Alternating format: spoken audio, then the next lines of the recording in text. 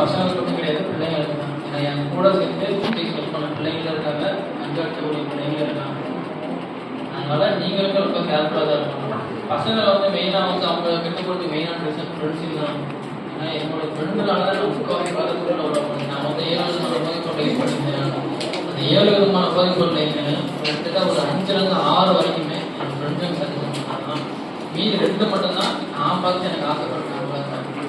அதனால உங்க ஃப்ரெண்ட்ஸ் யாராவது யூஸ் பண்ணாங்க அப்படின்னா பக்கத்தில் நீங்கள் நிற்கிறது, அதாவது அவாய்ட் பண்ணுறது.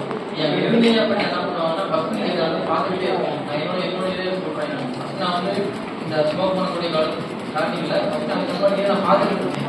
ஒரு வாரம் பார்த்தேன். ஒரு வாரம் பார்க்கறதுன்னு ஆசை வந்துட்டேன். அடுத்து இதே போல உங்களுக்கு அவன் என்ன பண்ணாங்க, அந்த நேரத்தில் நான் ஆசை வந்து ஒரு சில கொடுத்தான்.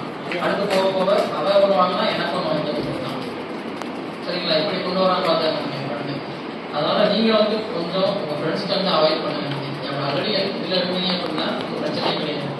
ஒன்று இந்த போதைப் பொருளை பழகாமே இருக்கணும். பழகிட்டு அப்படின்னா விடுறதுக்கு ட்ரை பண்ணணும். விடுறதுக்கு ட்ரை பண்ண முடியலைனால விட ஃபஸ்ட்டு விஷயம் நீங்கள் விடணும்னு நினைக்கணும். இந்த மைண்ட் செட்டில் ஒரு முக்கியம். நான் வந்து இந்த போதை படிக்கிறதுக்கு நான் விடணும்னு நினைச்சேன். என்னோட வாழ்க்கையில் வந்து இதே மாதிரி இருந்ததுன்னா வாழ்க்கை அடுத்த மேரேஜ் பண்ணுறதுக்கு என்னோட வாழ்க்கையும் இப்படி போயிடக்கூடாது அப்படிங்கிறதுனால நான் விடணும்னு நினைச்சேன். மெயினாக அடுத்தது இன்னொரு நான் சொன்ன அனுபவத்தை வந்து நீங்கள் வந்து உங்களுடைய குடும்பங்களுக்கோ தம்பிக்கோ சொந்தக்காரங்களுக்கோ அதற்கு நீங்கள் புரியும். போதையோட பழக்கத்தை வந்து இந்த அளவுக்கு ஆபத்து இருக்குது, நம்ம இப்படி வெளியே வர முடியும். இந்த மாதிரி நிறைய விஷயங்களை நீங்கள் பண்ணித்தாரு. முக்கியமாக மாணவர்களுக்கு முன்னாடி வந்து மெயினாக வந்து கோழிப்பு சிகரெட்டு இந்த மாதிரி போதை பொருள் இந்த 2 தான் மெயினாக இருக்குது. இப்போ வந்து கோழிப்பு சிகரெட் கோழிப்பு கிடைக்கிறது இருந்தாலும் ஒரு சில இடங்கள் தான் நீங்கள் கொஞ்சம் வாங்கி அதாவது அவாய்ட் பண்ணுங்க. நீங்கள் குடிப்பை ஸ்டாப் பண்ணீங்கன்னா ஃபஸ்ட்டு 3 நாளைக்கு வந்து சொல்லுவாங்க. ஃபஸ்ட்டு 3 நாள் தான். ஃபஸ்ட்டு 3 நாளைக்கு நீங்கள் வந்து அது கண்ட்ரோல் பண்ணி நிப்பாட்டிட்டீங்க அப்படின்னா ஆளான ஒரு பழகிடும். அந்த 3 நாள் எனக்கு நிப்பாட முடியாமல் ஆதரவு பண்ணுறீங்க. அந்த நிப்பாட்டணுங்கிற எண்ணம் வராது. ஸ்டார்ட் தான் ஒரு ஆப்ஷன் இருக்குது. அதை நீங்கள் ஃபஸ்ட்டு வந்து நீங்கள் நிப்பாட்ட டேட்டை சூஸ் பண்ணணும். அந்த டேட்டை நீங்கள் சூஸ் பண்ணவே நீங்கள் நினைப்பீங்க நாளைக்கு விட்டுருவோம், அடுத்த வாட்டம் அந்த டேட்டை விட்டுருவோம் நினைப்பீங்க. அந்த டேட்டை உங்களால் சூஸ் பண்ணவே முடியாது. சூஸ் பண்ணீங்கன்னா அந்த டேட்டை வச்சுருக்கீங்க. ஃபஸ்ட்டு 3 நாளைக்கு நீங்கள் ட்ரை பண்ணி ஆல்ரெடி யூஸ் பண்ணி இருந்தீங்கன்னா ஃபஸ்ட்டு 3 நாள் நிப்பாடு ட்ரை பண்ணுங்கள். அதுக்கப்புறம் முடிச்சுட்டு கிராம்பு யூஸ் பண்ணணும். அப்படி இருந்தால் இப்போ நார்மல் ப்ராடக்ட் யூஸ் மெடிக்கல் எல்லா அளவுக்குமே கிடைக்கும். அது வந்து பார்க்க செய்ய குளிப்போடு செய்ய தான் இருக்கும். அது வந்து நேச்சுரல் கிரேஸ் தான் பயன்படும். முக்கியமாக அந்த கருப்பு மிளகு மெத்தால் கிராம்பு இந்த மாதிரி கொடுத்தா அதை போக கிடையாது, நிப்பாட்டி கிடையாது. அதை நீங்கள் யூஸ் பண்ணி பழகுங்க. மேக்ஸிமம் அந்த குளிப்போட எரிச்சல் அப்படியே போகும். கூடுங்க அந்த மாதிரி போதையில் எதுவுமே இருக்காது. அதுவுமே ரொம்ப வைக்கப்படாது. ஏன்னா பாடியோட ஹீட்டை இன்க்ரீஸ் பண்ணோம், ப்ளஸ் அந்த அளவுக்கு ஆகும். கொஞ்சம் கொஞ்சமாக அதாவது வெளியில் வரதுக்கு நீங்கள் மாற்று வழிகளை பயன்படுத்தி நீங்கள் வெளியில் வரலாம். அதில் நீங்கள் கவனம் பக்கத்தில் இருந்தீங்க அப்படின்னா உடனே விட முடியலனாலும் கொஞ்சம் கொஞ்சமாக அந்த மெடிசன் பண்ணி அவாய்ட் பண்ணுங்க. நீங்களும் என்னைய போலவே மகிழ்ச்சியான வாழ்க்கையை வர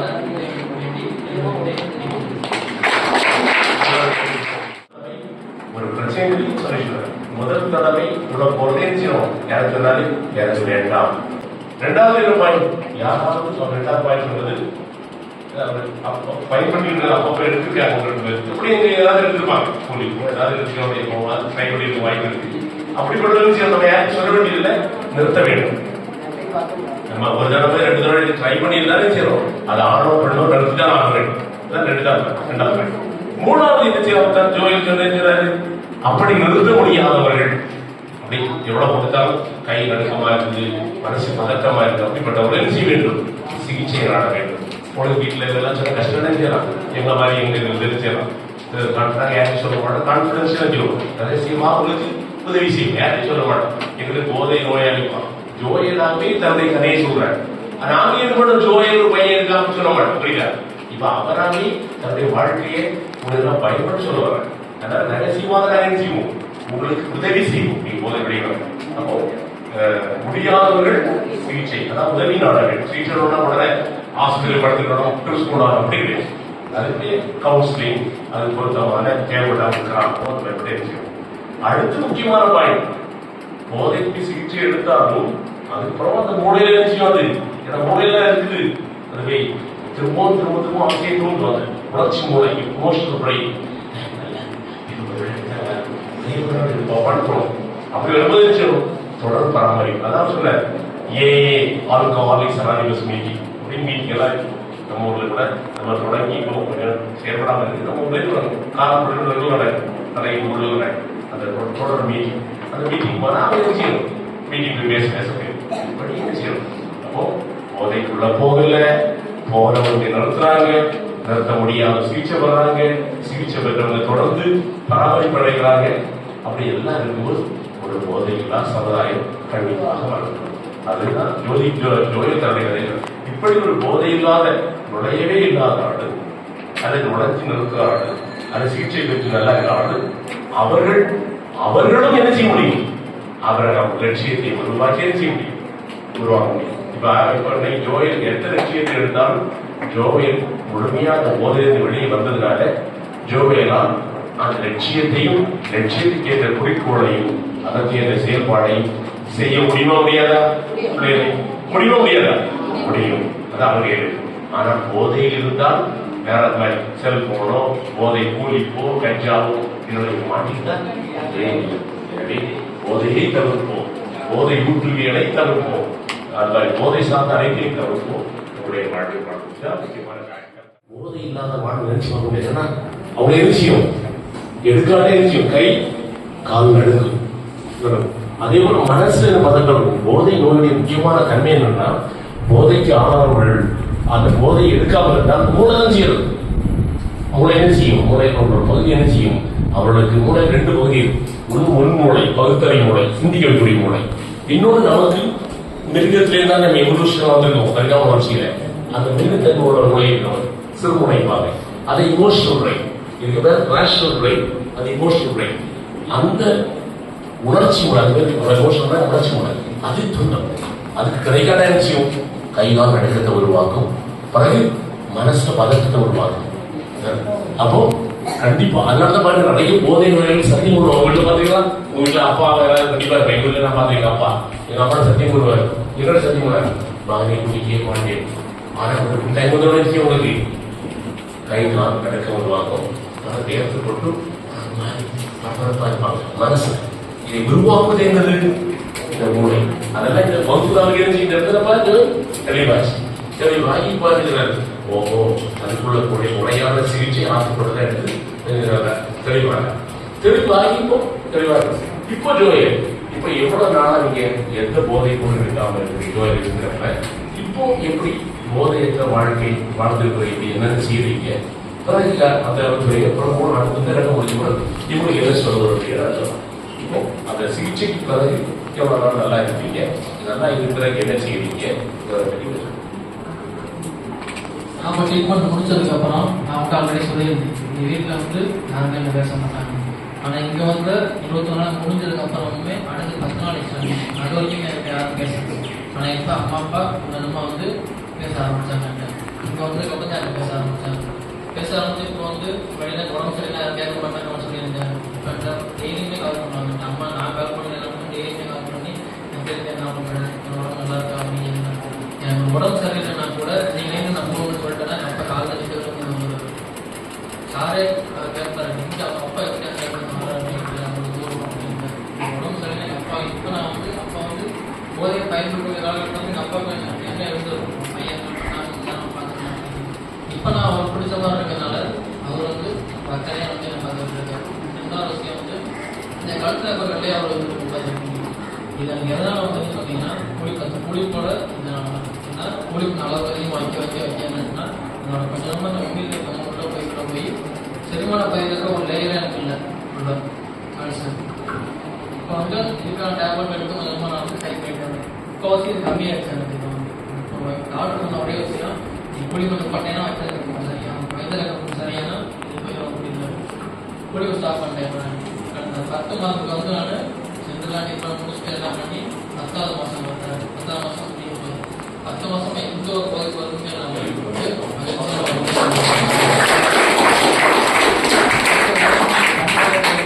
ஊர் பகுதியில் வந்து நீங்கள் பார்த்து திட்டமான ஊரில் எல்லாருமே தெரியும். எல்லாருமே நம்ம சின்ன பையன் கூட கேட்டீங்கன்னா கூட எனக்கு அப்பா குடிச்சிட்டு வந்து நிறைய கூட பார்த்துருப்பாங்க. 2வது நான் குடிச்சது பார்த்துருப்பாங்க. நிறைய பேர் காதல் கூட சொல்லி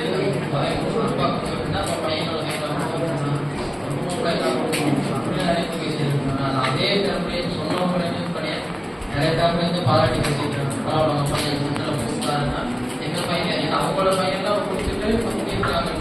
அது எங்கள் பையன் அது மாதிரி கோவிலில் நான் வந்து பேச சொல்லி அடுத்து நான் மனைவி வந்து மாற்றணும் இப்படி நிறைய பேர் ஸ்கூல்லேயே தெரியும் சமுதாயம் தெரியும் ரொம்ப நல்லா கொஞ்சம் பேசி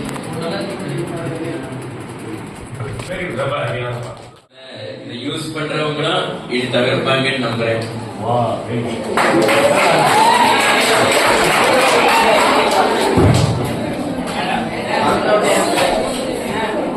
வந்தோடனே நோயில களத்துல அந்த கலவை பார்த்தோம்னா அது என்னதான் இருக்கும் அது போதையான நினைக்கிறதுல அது கொஞ்சம் வருத்தமா தான் இருந்து இதை பார்த்து எல்லாம் மாறுவான்னு ஒரு நம்பிக்கை இருக்கு. ஏதோ ஃபாதர் வந்து ஏதோ சொல்லுவாங்க அப்படின்னு நினைச்சேன். சும்மா தான் இருப்போம் வந்தேன். அப்புறம் அவங்களுடைய லைஃப் ஸ்டோரி சொன்னது ரொம்பவே இன்ஸ்பைரிங்கா இருந்தது. நம்ம வந்து இந்த மாதிரி இருக்கக்கூடாது அந்த மாதிரி தோணுச்சு.